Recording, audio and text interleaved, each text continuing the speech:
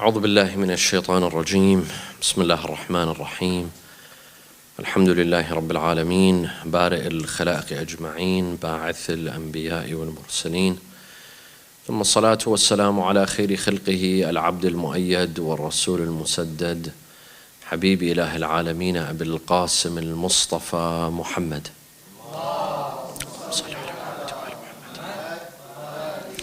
وعلى أهل بيته الطيبين الطاهرين وصحابته المنتجبين. My dear brothers and sisters, Assalamu alaikum wa rahmatullahi wa barakatuh. In today's class, inshallah, or in today's lecture, we will discuss a very, very important principle of law, of jurisprudence, قاعدة فقهية, known as سوق المسلمين, the Muslim market. What do we mean by the Muslim market? We will, inshallah, go into further detail tonight as explaining what entails a Muslim market. Does it necessarily have to be in an Islamic government? Does it have to be a market? Could it be just one store? What about one random Muslim halal restaurant? Is that a Muslim market? What entails a Muslim market? Before going into the details, I'd like to emphasize on the significance of this principle. Why?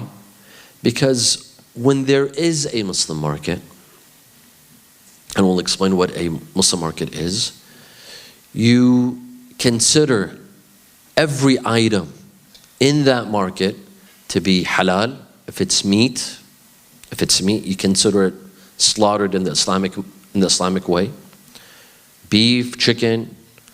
If it's fish, you consider it taken out from the water in the Islamic way. ذكاة السمك إخراجه من الماء حيا. That's the criteria for fish to be halal. In addition to having scales, according to most maraja', some maraja', they allow all types of seafood. The fish has to be taken out of the water alive, and it dies outside of the water. We have to make sure that that happens.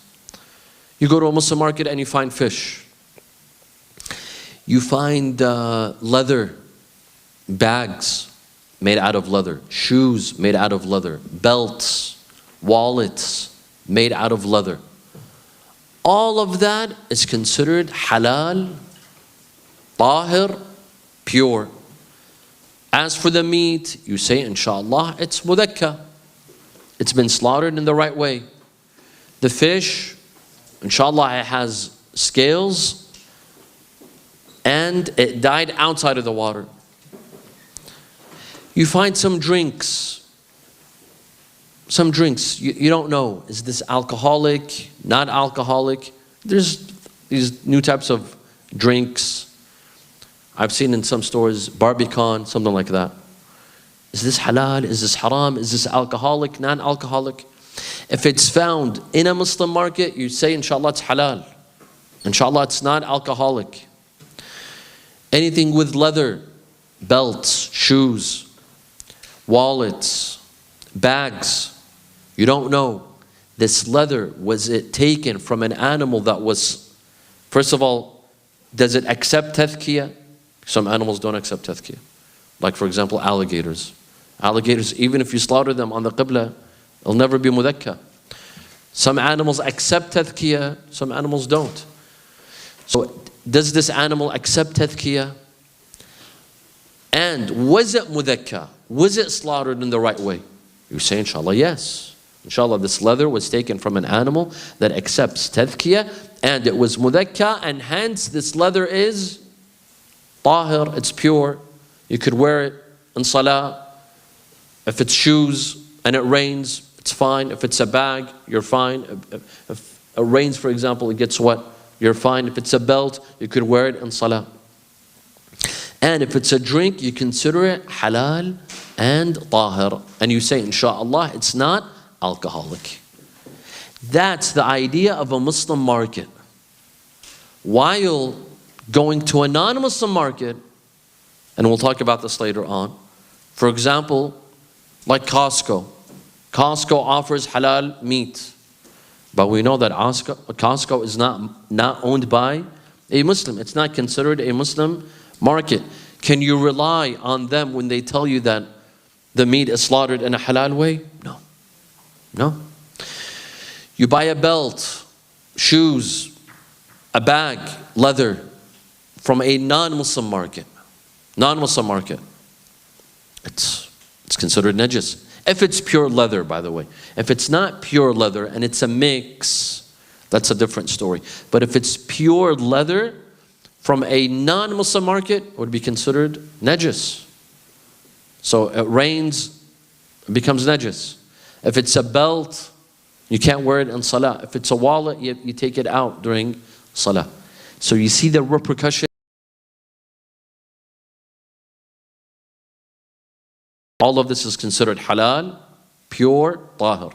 You buy it from a non-Muslim market, it's considered najis, and it's not halal. The meat is not considered halal, even if it has 20 stamps of halal on it. Let it have 20 stamps that says halal. But you're buying it from a non-Muslim market. Non-Muslim market. Maybe yesterday or the day before, someone asked me about meat that comes from New Zealand. And they say it's halal. Are you purchasing it from a Muslim market or a non-Muslim market? We'll talk about this later on. So this is the whole idea of a Muslim market, Suq al-Muslimin. And this principle is so important, and it makes things so easy that you're not even required to ask. You're not even required to ask. If you go to a Muslim market and they're offering meat and the owner is Muslim, you don't have to ask, was this slaughtered in the right way? Was it slaughtered towards the Qibla? Where's your leather from? This drink, where is it from? You don't have to ask. We will see the narrations and the riwayat, inshallah. So what is the proof for this principle? Again, in these lectures that we're doing at Iqra, this is all fiqh istidlali. This is derivative fiqh. Alaikum assalam wa rahmatullah.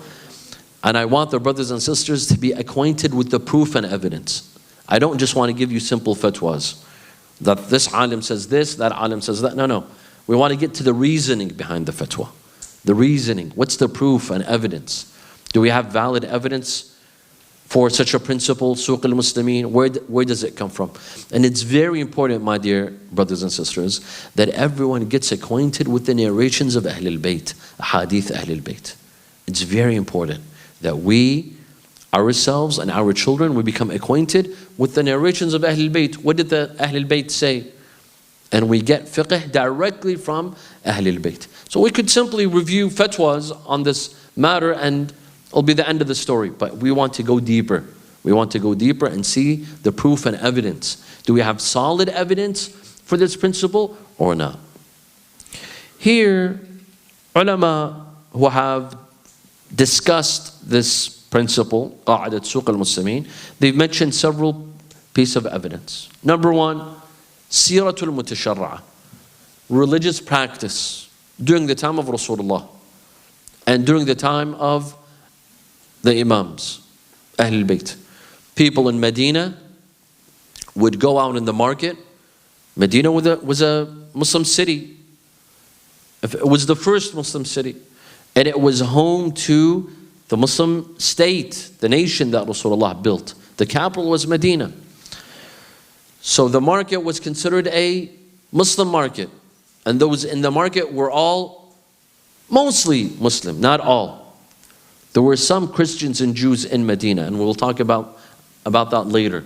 What if there are Jews and Christians that own stores within a Muslim market? Can we rely on them or can we not rely on them? We'll talk about that in a couple of minutes. People would go out during the time of Rasulullah, during the times of the Imams, and they would purchase without asking. Why? They would rely on the Muslim market. They would rely on that owner. the shop owner, because he's a Muslim. But they don't come and ask him, did you slaughter the right way? Or they go to a slaughterhouse and they tell him, did you face the Qibla? And did you cut the 4 veins? And did you do this or that? No, they didn't ask. They would simply go out and shop and purchase food items, meat, drinks, clothing made out of leather or even wool. This is something I should have mentioned as well. Wool. You don't know from which animal has this been taken from. There's nice wool, a jacket, a fur jacket. Fur, where does it come from? Was it taken from an animal that was mudakka, was slaughtered in the Islamic way, or no? If you take it from a Muslim market, you may rely on that piece of clothing, on that wool or the fur. If it was not taken from a Muslim market, you may not. So one proof and evidence is siratul mutasharra'a, religious practice. During the time of Rasulullah and the Imams, they would go out and shop and they wouldn't ask. Had they gone to a non-Muslim market, they would ask. They would have to be sure that the food is halal, the meat is halal, the meat is slaughtered in a proper Islamic way. But going to a Muslim market, they would never ask. Yes, brother. Even if they ask and he's not a Muslim or she's not a Muslim, they can say yes and who knows. If they were not Muslim, we will talk about that in a couple of minutes. We'll talk about that in a couple of minutes. We'll come to that. Correct. We will talk about that. Towards the end of the lecture, we'll talk about that. A non-Muslim in a Muslim market. A non-Muslim in a Muslim market. Can you rely on them or not? If it's not a Muslim market, you cannot rely on them. They say it's halal. You can't take their word for it just because they say it's halal. There's an exception that we'll mention at the end, inshallah. Let's come to the narrations. We have Sahihat Al-Fudayl wa Zurara wa Muhammad ibn Muslim. So these are 3 very important companions of Al-Imam Al-Baqir, Al-Imam Sadiq. All 3 of them asked the same question. عن شراء اللحم من الأسواق. They asked about purchasing meat from the market. Of course, when he says from the market, which market?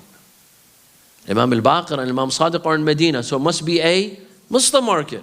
It's not like he went to the mall and he purchased meat. When he says aswaq, he means aswaq al-Muslimin. وَلَا يَدْرِي مَا يَصْنَعَ الْقَصَّابُونَ. And he doesn't know that these slaughterhouses, what do? Do they slaughter towards the Qibla, not towards the Qibla?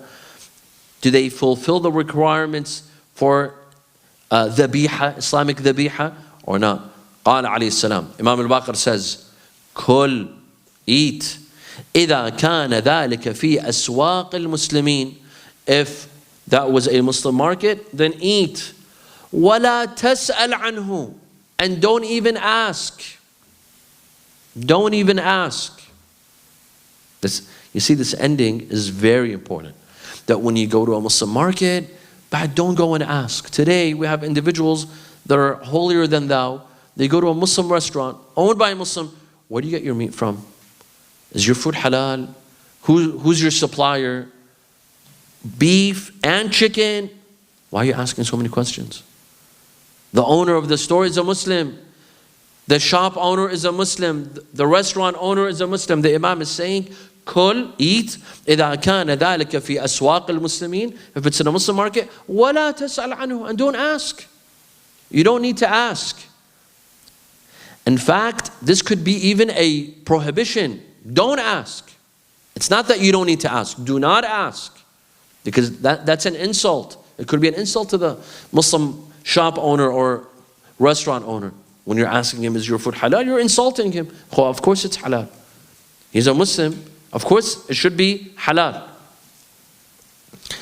This narration, it institutes for قاعدة سوق المسلمين. We take قاعدة سوق المسلمين, this principle of the Muslim market, mainly from this narration and plus other narrations that are to come. Yes, this narration simply speaks about meat. It doesn't speak about other food items. It doesn't speak about drinks. It doesn't speak about clothing. Or, for example, leather. leather shoes, leather bags, or wool. But we have other narrations for them to talk about that. Unless we say that the Imam is giving a general rule. He was asked about meat, but the rule is كل إذا كان ذلك في أسواق المسلمين. Eat if it's a Muslim market. So the Imam is trying to give a general rule that although you're asking me about meat, but I'm giving you a bigger answer, a more important answer, than anything that falls under the category of a Muslim market, you may rely on it. You may eat, drink, wear, if it's clothing, as long as it's aswaq al-muslimin. Another narration, Sahihatul Halabi. Again, this hadith is also authentic from a Rijali perspective. The chain of narrators is authentic, as the one before, Sahihatul Fudayl wa Zurara Muhammad ibn Muslim. That was authentic, so is this. قال سألت أبا عبد الله عليه السلام عن الخفاف التي تباع في السوق. He says, I asked Imam Sadiq about socks. Khifaf is plural. The singular is khuf. Khuf is a type of socks, but thick socks, where you could walk outside with them. It doesn't require shoes. So it's thick socks that basically you could go out and walk, and you could go shopping using these khuf. They're made out of what? Animal skin. They're made out of animal skin. This animal skin, was it slaughtered in the right way? Was it mudakka or not? Maybe it was taken from an animal that was not slaughtered in an Islamic way, and hence the khuf would be considered najis. Najis. If it gets wet, if it rains, if you step in mud and water, it makes you najis. So it says, سألته عن الخفاف التي تباع في السوق. The ones that I find in the market. Again, which suq? Suq al-Muslimin. Obviously, he's not speaking about any market. The market in Medina. Because the narrator is in Medina and Imam Sadiq is in Medina. He says, اشتري وصلي فيها حتى تعلم أنه ميت بعينه. He says, you may buy, you may even wear them in salah, unless you know that it's taken from an animal that is not slaughtered in an Islamic way. Again, we see proof for this principle that if you buy a piece of clothing made out of wool, made out of skin, made out of leather from the Muslim market, and you don't know, can you wear it in salah or not, is it najis or not, you may rely on it as long as it's taken from a Muslim market.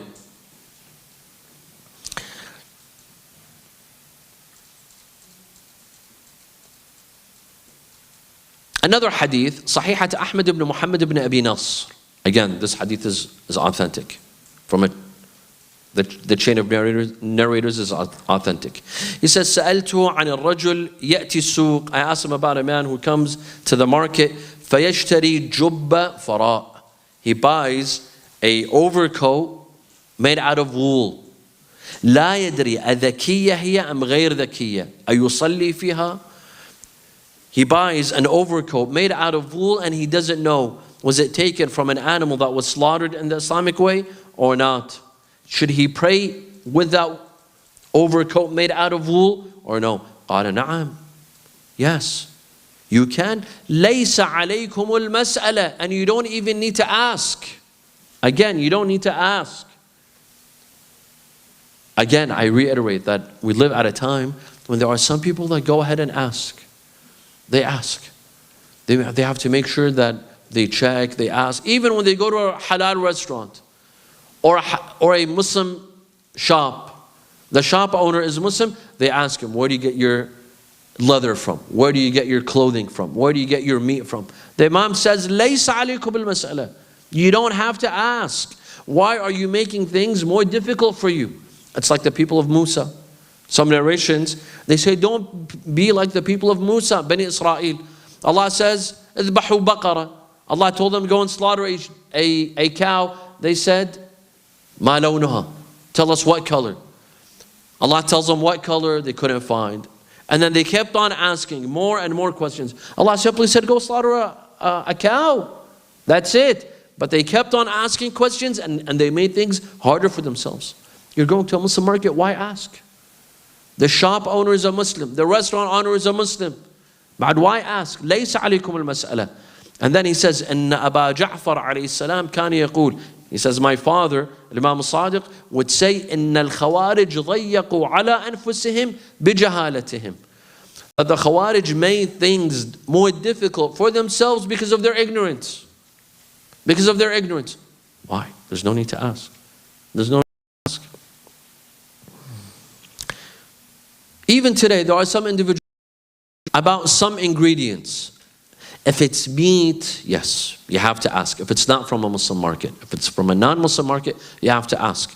But if it's not meat, cheese, for example, vanilla, any sort of item, there are some that have to dig deep.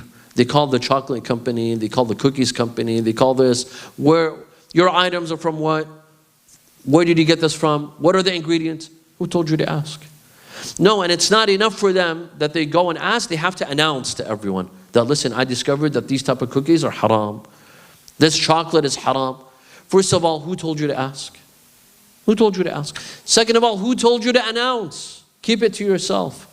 You discovered that something is haram. Do you have to announce to everyone in the community? No, you don't. No, you don't. You don't have to announce to everyone in the community that you discovered that this ingredient in this chocolate bar or in these cookies is haram. إن الدين أوسع من ذلك.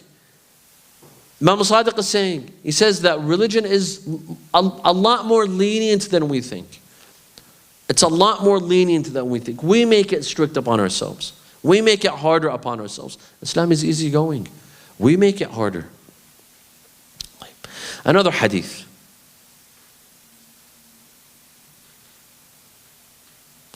Again, this is on khifaf, Sahihat Ahmad ibn Muhammad ibn Abi Nasr, from Imam al-Rida.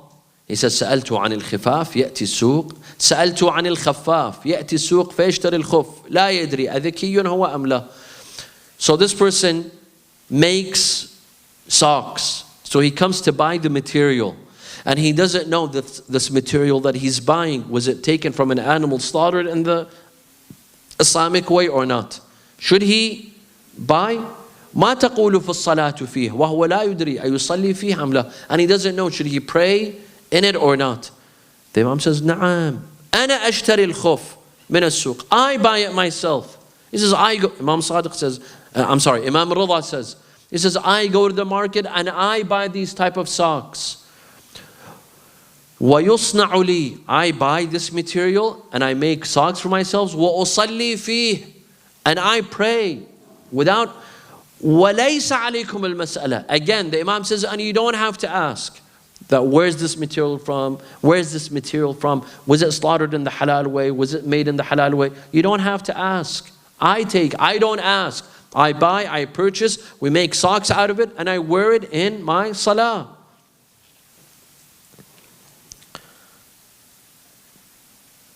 There's other narrations. I think that's enough here to mention these narrations as proof and evidence. Hence, قاعدة سوق المسلمين is solid, it's well-grounded, it has enough proof and evidence, and there's no room to come and question it. Question: what if the Muslim market has Sunnis and Shias? Or different groups of Shias, or different groups of Sunnis? There's the Hanafis, Shafi'is, Hanbalis, and there's the Shia Ismailis, Zaydis, other types. When I go to the Muslim market, the Muslim market is diverse. They're not all Shia Ithna Asharis. And we know that our fiqh is a bit different. The meat that I can eat, maybe the same laws don't apply to them. We know that for some, purchasing meat from Ahlul Kitab is enough. And simply saying what? Bismillah ar-Rahman ar-Rahim. Alaykum as-salam wa rahmatullah. وَطَعَامُ, and they refer to this verse, وَطَعَامُ الَّذِينَ أُوتُوا الْكِتَابِ حِلٌّ لَكُمْ. The food of the people of the book is halal for you. طيب, then what about the verse that says, وَلَا تَأْكُلُوا مِمَّا لَمْ يُذْكَرْ اسْمُ اللَّهِ عَلَيْهِ, and don't eat anything that the name of Allah is not mentioned upon it. You say, yeah, that's fine. Purchase the food, say Bismillah ar-Rahman ar-Rahim, khalas. I just mentioned the name of Allah, it becomes halal. Knowing that in some schools of thought, their idea of halal is different from our idea of halal. Can we still rely on the Muslim market? Can I go to a Muslim market that is not owned by a Shi'i Ithna Ashari? I know their school of thought. It's different from ours. When I purchase meat, beef, lamb, chicken, fish, may I rely on them? Or, for example, I follow a marja' that says you have to, if you want to eat fish, it has to have scales. I know some schools of thought, this is not a requirement for them. It doesn't have to have scales. When I go and I purchase fish from their market, do I have to ask what type of fish is this? Does it have scales or not? And the same goes for leather. Maybe for them, in some schools of thought, by the way, for them, if leather is taken from an animal that was not slaughtered in the proper way, in the halal way, if they take it to the dabbagh, which is, it's a weird way of beating that skin, for them it becomes tahir. For us it doesn't. For us it has to be taken from an animal that's slaughtered in the Islamic way. For them it becomes tahir in their own way, by taking it to the dabbagh. Having said all of this, I go to a Muslim market, or to some Islamic countries, which are, the majority are not Shia. The majority are not Shia. Can I rely on their restaurants or not? Can I rely on their drinks or not? Could I rely on their clothing, leather shoes, leather bags, leather wallets, on the clothing, wool? I buy a wool jacket. Can I rely on them or not? The answer. What's the answer? Yes. In fact, that's the whole point of the idea of the Muslim market. The whole idea behind the Muslim market is that when you purchase items from a market that's diverse, that are not only Shia and Ithna Ashari. That's the whole idea. Because if purchasing from a Shia Ithna Ashari, we all know that our fiqh is the same. The fatwa is the same. I eat fish with scale, they eat fish with scale. I have to eat meat that's slaughtered in the right way, not نعم وطعام الذين أوتوا الكتاب حل لكم, taking food from the people of the book, and then when it's time to eat, saying Bismillah. No. If I know that he follows the same school of thought, obviously it's going to be halal. The whole idea behind the Muslim market, and again, most of these questions were asked from whom? In the narrations that we saw. Al-Imam al-Baqir, Al-Imam al-Sadiq, Al-Imam al-Rada.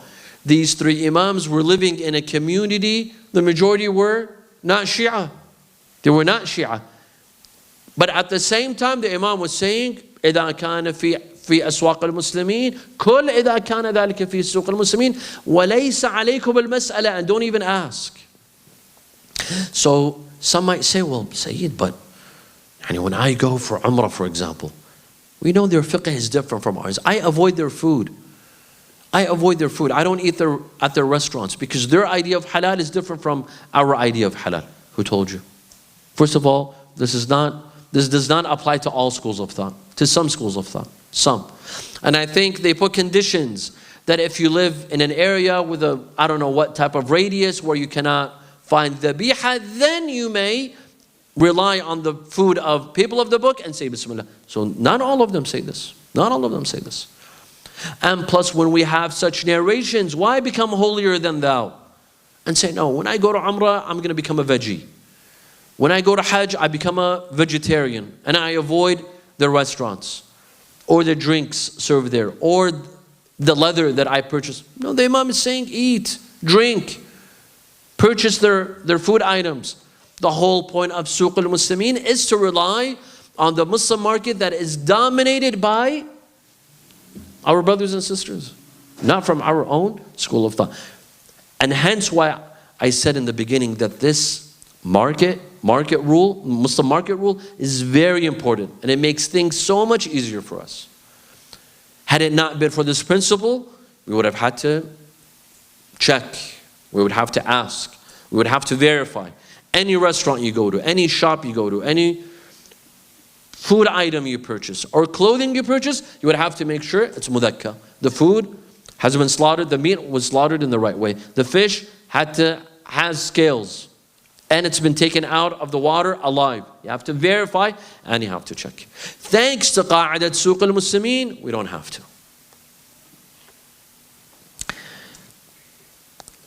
Some ulama, they say, for example, Shaykh al-Irawani, my own respected teacher, Ayatollah Shaykh al-Irawani, in his book Durus Tamhidiyya fi al-Qawa'id al-Fiqhiyya, he says that Suq al-Muslimin, we may rely on Suq al-Muslimin, on the Muslim market. Why? Because the owner is whom? Is a Muslim. That's the whole idea. If he was not Muslim, we would not rely on them. But because yadul Muslim, amara ala al-tadhkiyah, that any food you're given by a Muslim, food, drink, clothing, you consider it tahir, halal, mudakka. You may eat, you may drink, you may wear in salah. Any Muslim. And hence, you go to a person's house. It doesn't have to be a market. You go to any Muslim's house. Any Muslim. Not just the Shi'i Ithna Ashari. You go to their house and they offer you food. Don't ask. You take it for face value that it's halal. You have a coworker that's Muslim, offers you a sandwich. You take it. You say, inshallah, it's halal. You don't ask. Because yadul Muslim. Any Muslim. Unless you know for a fact that this Muslim is not religious, this Muslim eats at different restaurants and doesn't care. If you know that for a fact, that's a different story. If you know that for a fact. And you know for a fact that the sandwich that he's offering you, the food that he's offering you is not halal, that's a different story. Otherwise, if you don't know, this person, one day he eats halal, one day he eats haram. It's not that he always eats haram. Some days he does eat halal and he offers you food. You take it. You consider it halal. He invites you to his house. You eat at his house. You go for iftar, for suhoor, to this Muslim family. You consider it halal. This is called yadul Muslim. The hand of a Muslim implies that it's halal. The meat. He gives you a piece of clothing. You say, inshallah, it was the leather, the wool, it's taken from an animal that was slaughtered in an Islamic way. Okay. Let's come back to the Muslim market. In the beginning, I promised to explain what is a Muslim market. What is a Muslim market? Is it a market under an Islamic country? Yani the government has to be Muslim? Or is it a market in a Muslim-dominated country, the majority are Muslim? Maybe the government is not Muslim. The government is secular. There's Muslims, Christians, Maronites. But the country is dominated by Muslims. Is this a Muslim market? Or is a store, simply a store, owned by a Muslim? Is that a Muslim market? Or a store within an Islamic government? For example, you're in Iraq, you're in Lebanon, you're in Pakistan, Saudi Arabia, any of these countries. You stop at a gas station and there's a turkey sandwich. It's just a gas station. There's no market.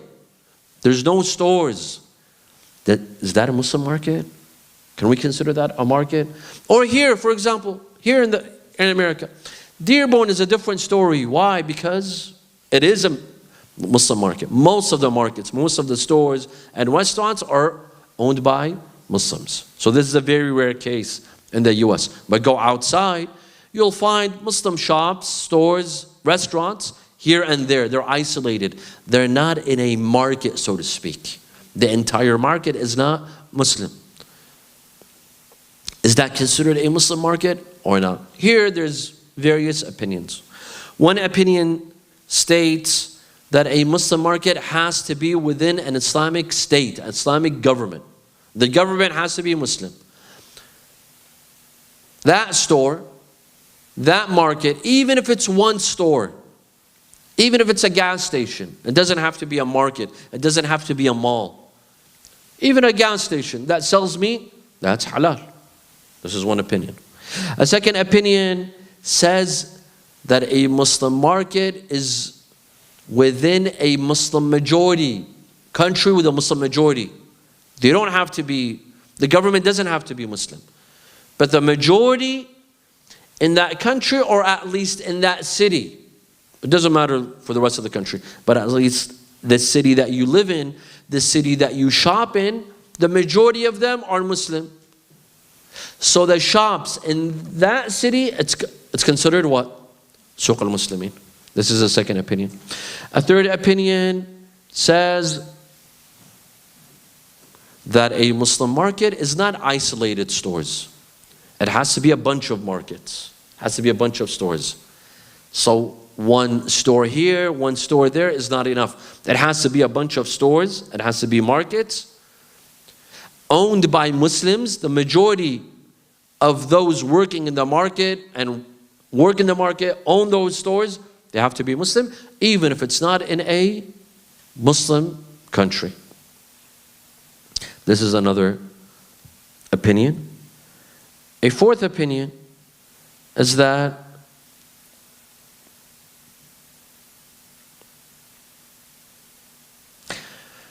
the fourth opinion says that a Muslim market is any store in an Islamic country, if the country is Muslim, the government is Muslim, or the majority of the citizens there are Muslim.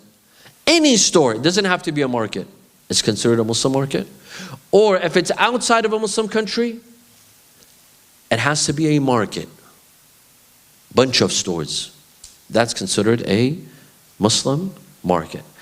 These are four opinions. Every opinion has a proponent, those who believe, those who argue for that theory, and they argue against the other theories. Let's be a bit more practical. Here in the United States, here in the West, again, Dearborn is an exception. Dearborn is mostly Muslim. The majority of the population is Muslim, am I right? So most of the stores here are run by Muslimin. This is definitely a Muslim market. This is definitely a Muslim market. But what if you go out 50 miles, 60 miles? You go to, for example, Flint. You go to other cities where the majority are non-Muslim. But there's markets. There's markets. Muslim markets. That's a Muslim market. You can rely on it. If there's random stores, halal restaurants or shops, you may rely on them, but not because of Suq al-Muslimin. Because that's not a market. It's a non-Islamic country, and it's not dominated by Muslims, but because of Yadul Muslim. Because of a Yadul Muslim. Because the owner of the store, the owner of the shop, the owner of the restaurant is Muslim. Someone is paying attention. So it's not because of the Suq al-Muslimin, but because of Yadul Muslim. Yes, brother. Like here in Dearborn, we have restaurants owned by Shia Muslim, but they sell liquor. What's the... I was going to get to that. I was going to get to that. And then what about another city in Hamtramck, which is Muslims majority, but Sunni people? That's fine. That's fine. That's a Muslim market.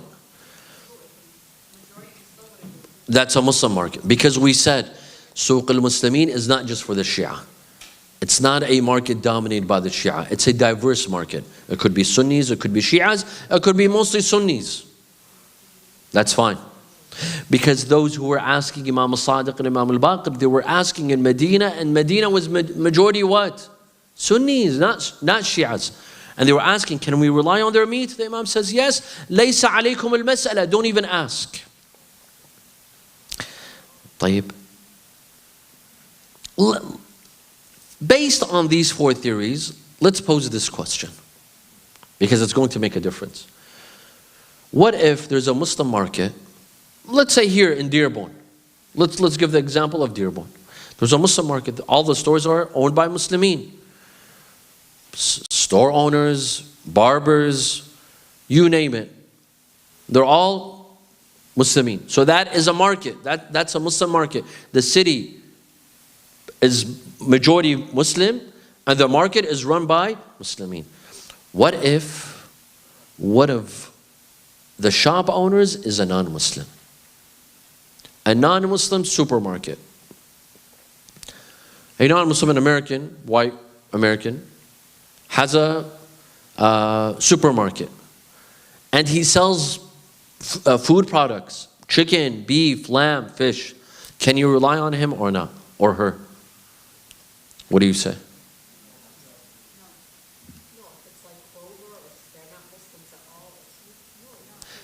But it's within a Muslim market. It's within a Muslim market. It's not in a different city.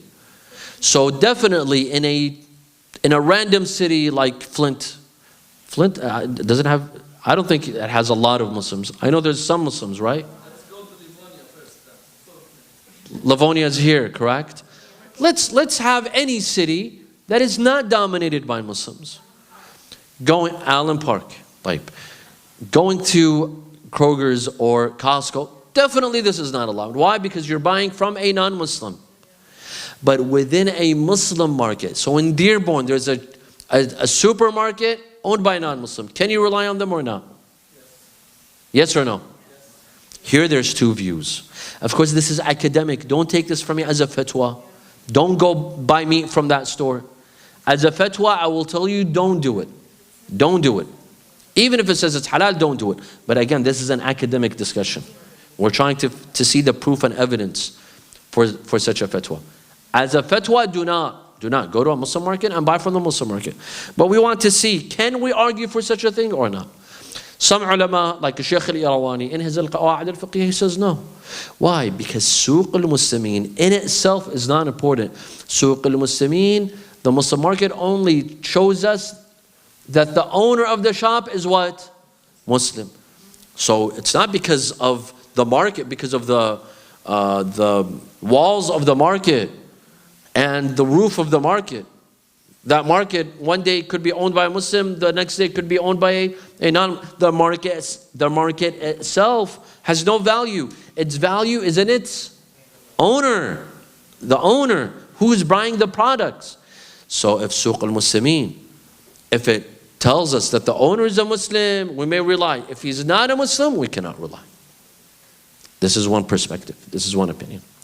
Another opinion states that we can rely on a store owned by a kafir, owned by a non-Muslim, but within a Muslim market. Why? Why? Because in a market, usually, maybe today it's different. Today, your supplies are coming from out of, especially big stores like Walmart, Costco. They're not purchasing their products locally. It's coming to them from bigger places. The supplier, they're humongous. But let's say, it's harder, and it becomes complicated when you bring in Costco and Walmart and these type of stores. No, let's say a simple store next to, by the way, I haven't been to Dearborn in 13 years. So if I don't get any of the stores correct or the streets, don't blame me because I haven't been here in a long time. For example, there's Aswaq al-Mustafa, correct? And there's Papayas. Let's say there's another store owned by a non-Muslim. Small store. Small, not the humongous stores. But he's within a Muslim market. Most likely, his products are from where? His product, most likely, he's buying his products from Muslimin. Again, I said this does not apply to stores like Costco and Walmart because obviously their products are not local. Their products are coming from out of state. They have a major supplier. But if it's a small local store, most likely he's purchasing his products from the Muslim market. Because in a Muslim market, everyone's buying from everyone. This store buys products from that store. This store buys products from that store. So the restaurants are probably buying their meat from the local slaughterhouses. If you're in Dearborn, you're not going to bring, if you're a restaurant owner in Dearborn, most likely you're not going to be purchasing meat from, again, Flint or from somewhere else. Usually it's going to be from Dearborn. So this is another view that although the owner is non-Muslim, but his products are halal because he's within a market. So most likely he's buying and selling from other Muslims. Again, this is just a view. The fatwa is, of course, as a necessary precaution, buy from a Muslim market and do not rely on a non-Muslim owner. طيب. A couple of points and we'll conclude. You asked two questions. One was on selling alcohol, correct? What if you go to a halal or in a Muslim market, supermarket, and he sells alcohol? Or he sells pork. He sells pork. He sells alcohol. Or it's a restaurant, not just a shop. A restaurant that also has pork and has alcohol. What do you do in this case? What do you say? No? Yes? No? You're gonna say yes. And for all of us who were all raised, now you confuse us on wisdom that has questions above their head.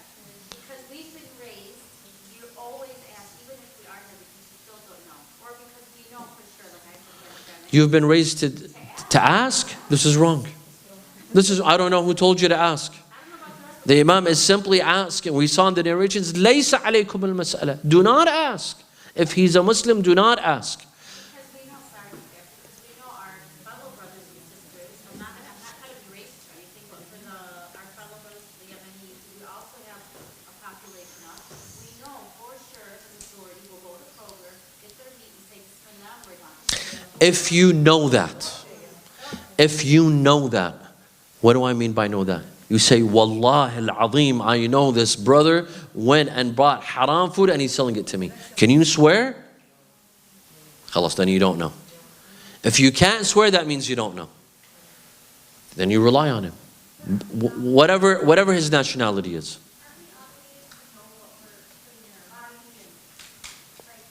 You want to perform ihtiyat? Good. Ihtiyat is good. You want to be cautious? Good. But you're allowed to rely on that Muslim owner. He's Muslim. The owner of the restaurant, the owner of the shop is Muslim. He sells alcohol, bad for him. He'll be held accountable for that. But his meat will be considered halal. We have to separate between two things. Him selling alcohol, definitely Allah will punish him for it. But his halal, for me, it's sufficient to eat. Can I ask? I may ask. Do I have to ask? No. I do not have to ask. Doing ihtiyat is good. You want to be cautious. You want to do ihtiyat, good for you. But do you have to do ihtiyat? You don't have to do ihtiyat. The owner is a Muslim. The owner is a Muslim. That's the whole point of reading these hadith and seeing that the Imam says, لَيْسَ عَلَيْكُمُ الْمَسْأَلَةِ لَا تَسْأَلْ. Don't ask. You don't have to ask. So this is the first thing. I'm sorry, just a couple of points. Two, what about non-Muslim stores like Costco that have stamps that says halal? And I know this is very popular, and a lot of families in America and other places, they say halal. I mean, Costco says it's halal. And these guys could go to jail if it's haram. We don't live in a Middle Eastern country. We live in a country that's driven by law. So if it's fake, these guys risk going to jail or getting shut down. So when it's halal, it has to be halal. What do you say?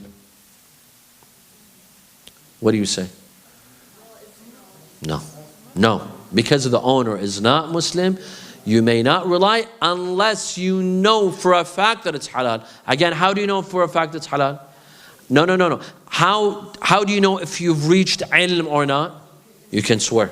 If you say, Wallahi al-Azim, the food I can swear that meat by Costco is halal, khalas, that's on you.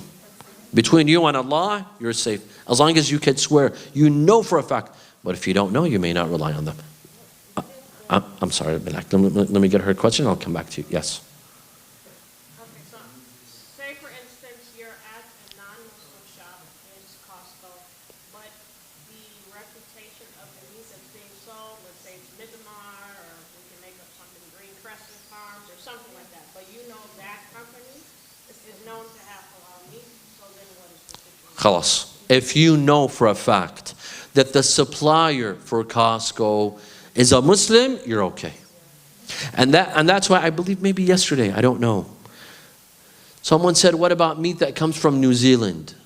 And there's a Muslim company there. Why New Zealand? Because it's cheaper. Meat there is cheaper.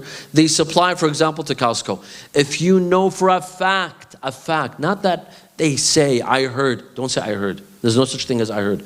Don't say I heard. People are saying, no, you have to know for a fact. If the supplier is a Muslim, even though you're buying from a non-Muslim, but the supplier is a Muslim, that's halal. And vice versa. If you're buying from a Muslim, but you know for a fact that the supplier is a non-Muslim, you cannot buy. If the owner is a Muslim, but the supplier is a non-Muslim, you cannot rely on them. Yes. So what if the owner of that Costco is Muslim? So Costco is a non-Muslim chain, but the owner of that specific store is a Muslim. Good. Just because he's a Muslim, it doesn't mean he can make decisions. Because these chain stores and restaurants, they're guided by certain regulations. Well, for example, McDonald's or KFC, or any of these fast food chains. It could be owned by a Muslim, but he has to follow certain guidelines by that big company. If that's the case, you cannot rely on them. But if you know that he makes the decision of where to buy his meat from, that's fine. That's halal. But in Lebanon, you can eat McDonald's. Yes, because that's a Muslim market. It's falling under a Muslim market. And by the way, in Lebanon is a diverse country. So it matters where in Lebanon. Is it in Lahiya?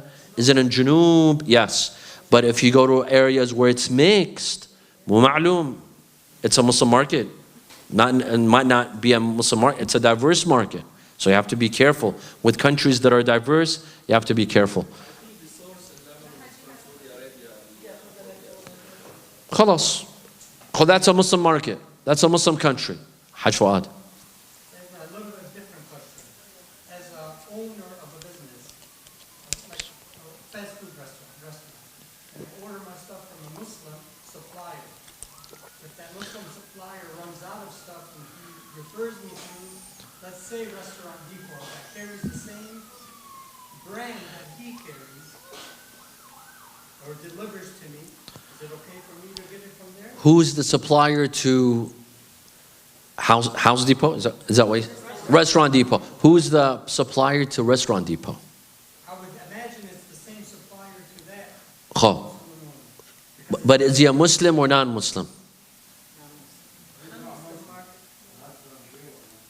Well, Restaurant Depot is not Muslim, but the supplier is the halal food that he's selling to, for example. From like New Zealand. No, this is chicken. It's within the. But it's a Muslim supplier? Yeah. Or you don't know? I'm not 100% sure. If you're not 100% sure, you cannot rely on them. The food he's supplying. And by the way, even the halal restaurant, even the Muslim restaurant, if he's getting from the same place that Restaurant Depot is getting, and you know that the one supplying the Muslim restaurant owner may not be Muslim, you may not rely on him. If you don't know, you may rely on the Muslim owner. Khalas, he's a Muslim. Did he definitely get it from a non-Muslim supplier? You don't know? You're safe. But buying it from a non-Muslim and the supplier may be Muslim, that's not enough. You have to be sure that it's a halal, that it has to be a Muslim supplier. Naam Sayyidina. I have one question, or two questions and one comment. Sure. One question concerning frozen fish. All markets are selling frozen fish, and we don't know whether the fish were dying outside water or in water. Okay. The second question. Let's take one by one. There is a couple of ways. First of all, you could ask the supplier that when you caught the fish, usually they put a net, they catch the fish, and they bring it into the ship. And it dies in the ship, not in the water. Usually that's the way. So one way is asking. Another way is istishab. لا تنقض اليقين بالشك. You say this fish, I'm not sure, did it die when it was in the water or out of the water? You say, inshallah, it died out of the water. لا تنقض اليقين. I know that it was alive. When they first caught the fish, it was alive. And inshallah, even after it was taken out of the water, it was still alive. لا تنقض اليقين بالشك. So I don't know, was it still alive or not? I say inshallah, yes. لا تنقض اليقين بالشك. I know for a fact that it was alive in the water. They took it out. Is it still alive? You say inshallah, still alive. So that's another way of proving that the fish died outside of the water through istishab. The second question. Yes. Concerning cheese industry. Okay. All cheese industry, they are using the enzymes from slaughtering small animals, like pigs, sheep, or cows, or any other farm animals. Okay. And we don't know the enzyme was from a slaughter on Islamic way or not. And we eat cheese and we don't know. Hundreds of products of cheese are in the market. Okay. This cheese from the market, do all of them have enzymes? All of them should have, except one way which they are using, for instance, Okay. So all of them have enzymes? 90%. So there's a 10% that don't use enzymes. Correct? So all the cheese that's in the market, all of them have that enzyme? All of them? 90%? In order to manufacture cheese, you should use enzymes. And that enzymes, it's taken out of Out small animals, from the tissues of the stomach of small animals. They slaughter small animals. But there's 10% of cheese that doesn't have enzymes. Correct? Correct? طيب. Now the cheese that you go and you purchase, do you know for a fact that it has enzymes, or could it be part of the 10% that doesn't have enzymes? It's in the ingredients? You don't have to read the ingredients. You don't have to read the ingredients. This is not meat, my dear brothers and sisters. With meat, you have to read the ingredients. With meat, you have to verify. Anything non-meat, you don't have to read the ingredients. This is called shubha mawdu'iyya. Shubha mawdu'iyya, you don't know what the mawdu' is. And there's bara'ah. You say, inshallah, رُفْعَ عَنْ أُمَّتِي مَا لَا يَعْلَمُونَ. Inshallah, it doesn't have enzymes. As long as there's some types of cheese that have enzymes and some type that don't, you say, inshallah, it might be from the cheese that doesn't have enzymes. My comment also, I'm sorry, because I don't. Yes, we have to end. Wool or, rubber or soap. Yes. Produced from shearing the animals. They shear the animal, they take the wool, their rubber, and manufacture them. Not slaughtered? No slaughter. That's fine. That's fine. If the animal is not slaughtered, that's fine. You buy a coat made of wool, Sure. far away. That's fine. As long as the animal is not slaughtered, that's tahir and it's fine. Inshallah. Have to stop. No, it's 9:01.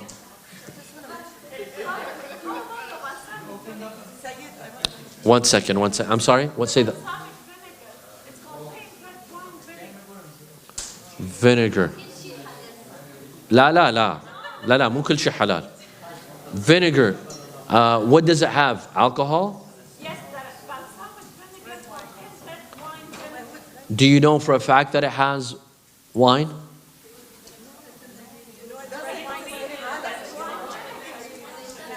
No. See, vinegar, wine can be changed into vinegar. Wine, there's a chemical change. Wine is transformed into vinegar. If that's the case, that's a chemical change. That's fine. But are you saying that that vinegar in itself, now after that it's become vinegar, they put in wine? And you know for a fact? If you know for a fact, it becomes haram. It's a molasses. If you know for a fact, it becomes haram. If you don't know, you're fine. Let's end with a dua, please. I'll be happy to take questions after we end, inshallah. Bismillah ar-Rahman ar-Rahim. Allahumma salli ala Muhammad wa ali Muhammad. اللهم كل وليك الحجة بن الحسن صلواتك عليه وعلى آبائه في هذه الساعة وفي كل ساعة وليا وحافظا وقائدا وناصرا ودليلا وعينا حتى تسكنه أرضك طوعا وتمتعه فيها طويلا برحمتك يا أرحم الراحمين وصلى الله على سيدنا محمد وآله الطاهرين.